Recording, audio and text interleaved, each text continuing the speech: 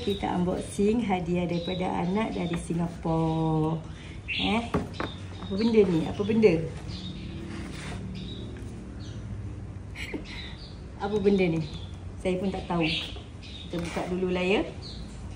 Duduk. Allahu Akbar. Kita buka daripada sini.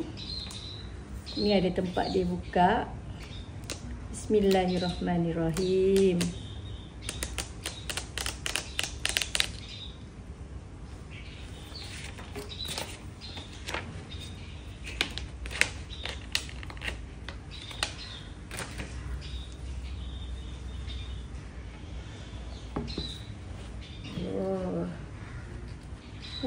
Merah weh.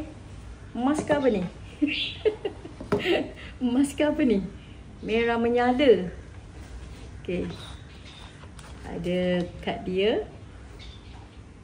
Kita buka. Awak boleh teka tak saya dapat apa?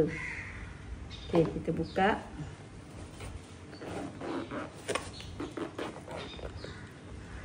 Cantiknya beg dia. Oh, Masya Allah. Merah Mak Ngah. Sampai ke dalam merah Mak Ngah. Oh, ya Allah. Dapat hadiah ni. Wah. Bawa pergi jogging. Terima kasih abang. Apa lagi? Oh, ni ada kad dia.